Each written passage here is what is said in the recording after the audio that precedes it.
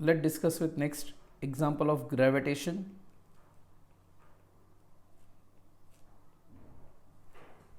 अभी आगे की वीडियोस में मैंने अप टिल नाउ 12 एग्जाम्पल आप लोग को सॉल्व करवा दी है. क्लियर? तो please go through that numericals also because it is interesting and बहुत सारे पॉइंट्स आपके क्लियर हो जाएंगे ग्रेविटेशन को लेके. अंडरस्टूड और not? Now let discuss with this 13th example. Two object of mass m1 that is 1 kg and 2 kg. तो यहाँ पे वेदर आई कैन से m1 is given as 1 kg and m2 is given as 2 kg respectively are released from rest. सबसे interesting point in this chapter, sorry, in this numerical is release from rest. Clear? When their separation is 10 meter. इसका मतलब ये हुआ कि suppose अगर मैं imagine कर रहा हूँ कि मेरे पास दो ऑब्जेक्ट है, one is having mass m1 another having mass m2. Okay, now दोनों के बीच का distance as I have marked it, let it be r1, that is at a distance of which value 10 meter. कितने meter पे है? 10 meter. And at that time they are at rest. मतलब ये आपका इनिशियल केस हुआ. अभी eight rest इसका मतलब whether I can say that इसकी जो इनिशियल स्पीड होगी, let it be u1 be how much 0 meter per second, and इसकी स्पीड जो होगी let it be which value u2 is equal to 0 meter per second. Got it or not? As per the given statement, that is they are released from rest. Assuming that only mutual attraction, only what? Mutual gravitational force act on them. तो ये लोग एक दूसरे के ऊपर क्या act कर रहे हैं?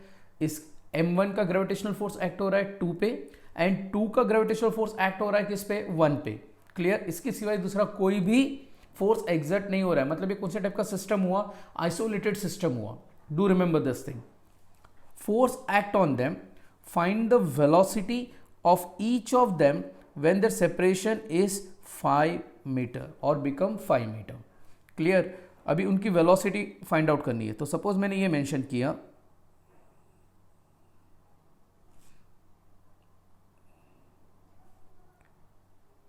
When they are at a distance of r2. अभी r2 कितना मेंशन किया है उन्होंने? Let it be which value 5 metre. At that point what is their velocity? तो मैं ये मेंशन करता हूं कि let it velocity be v1 dash and इसकी velocity let it be which value v2 dash.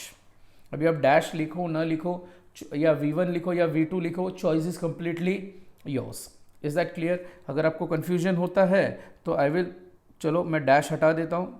Just I will right which value v1 and v2. Now whether I can state that this is the final condition? Answer is yes.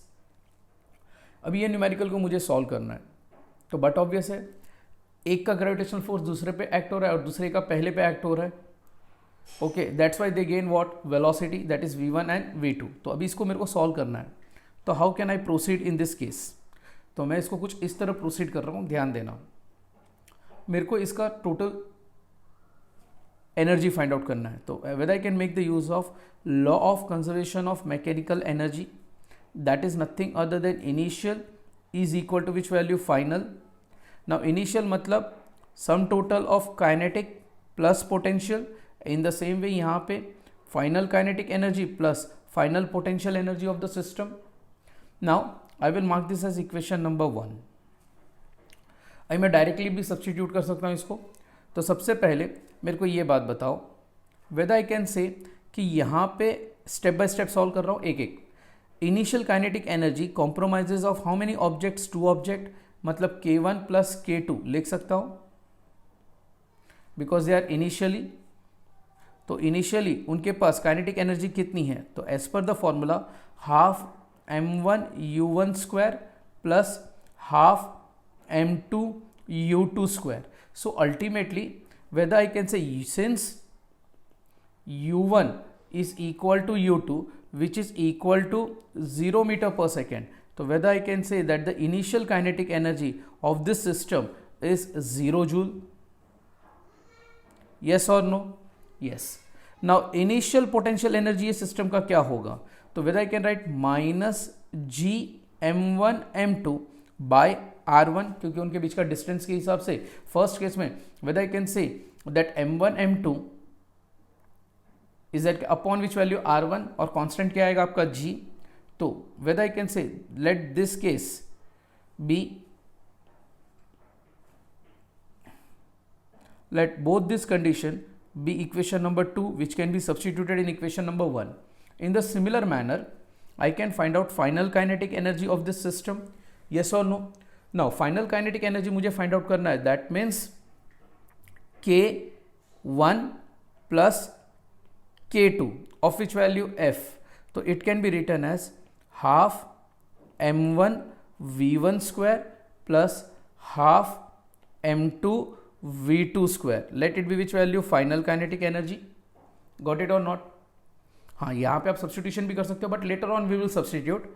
Potential energy can be written as dash, whether I can write minus G m1 m2 by r2, तो whether I can mark this as, let it be equation number 3. Got it or not? Now substituting both this equation 2 and 3 in equation number 1, तो देखो substitution करने से क्या मिलता है, 0 plus of minus minus, that is 0 minus G m1 m2 by r1 is equal to half m1 v1 square plus half m2 v2 square minus G m1 m2 by which value r2. Hope so यहां तक आपको समझ में आया. Okay, अभी whether I can say half instead of m1, चलो substitution कर देते हैं. Instead of m1 whether I can write 1 and it will be marked as v1 square plus half 2 v2 square is equal to, ये value को whether this value can be brought here और not. Okay, तो यहां पे क्या हो जाएगा आपका g m1 m2 by r2 minus g m1 m2 by r1. True और फॉल्स? ट्रू. तो यहां से whether I can say that this value get cancel, 2 2 get cancel, तो मुझे यहां पे क्या मिलेगा, v1 square by 2 plus v2 square is equal to, अभी ध्यान देना, whether I can say this value is common g, यहाँ पे 1 m1 and m2 but obvious है कॉमन है, तो उसको आप यहाँ पे बाहर निकाल सकते हो, m1 m2. यहाँ पे ब्रैकेट में क्या मिलेगा, 1 बाई 5 माइनस 1 by 10. Now please substitute all this value. 6.67 into 10 to the power minus 11 into 1 into 2 in bracket, यहाँ पे whether I can take the LCM and multiplied by 2 multiplied by 2. True और false? True. तो यहाँ पे क्या मिलेगा मुझे, 1 बाई 10. गॉट इट और नॉट? कोई डाउट, कोई क्वेरी? श्योर. अभी 6.67 इंटू 2, 7 2 14, 6 2 12, 13, 1 6 2 12, 13, तो मुझे यहाँ पे क्या मिलेगा, 13.34 into 10 to the power minus 11 upon 10. So from this point of view,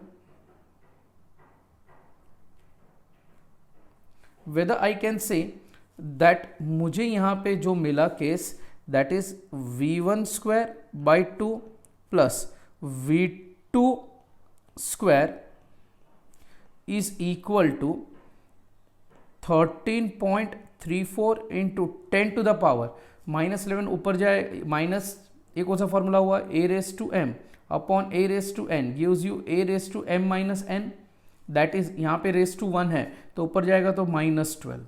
तो whether I can mark this as equation number, suppose पहले कितना मार्क किया है, 2 3. Now let this equation be which one, 4. Now इसमें आगे मैं सॉल्व नहीं कर सकता हूँ because I don't know both the value, V1 भी नहीं पता है मुझे, V2 भी नहीं पता है। नाउ मैंने पहले भी कहा आपको कि जब ये जो सिस्टम है, इज दैट क्लियर, इसके ऊपर कोई भी other than there gravitational force act नहीं होता है, मतलब ये आइसोलेटेड सिस्टम हुआ। जब आइसोलेटेड सिस्टम है और उस पर कोई एक्सटर्नल फोर्स एग्जर्ट नहीं होता है, तो whether I can take the help of law of conservation of linear momentum, तो answer is but obvious yes. तो whether I can say initial momentum is equal to final momentum. अभी initial momentum में दोनों की speed क्या थी, 0 थी, तो यहाँ पे 0 आ जाएगा, इज इक्वल टू, अभी दोनों भी अप्रोच कर रहे थे तो v1 m1 वेक्टर v1, अभी both where moving in opposite direction, true और फॉल्स। तो एक पॉजिटिव डायरेक्शन में मूव कर रहा है तो एक नेगेटिव डायरेक्शन में मूव कर रहा है, यस और नो।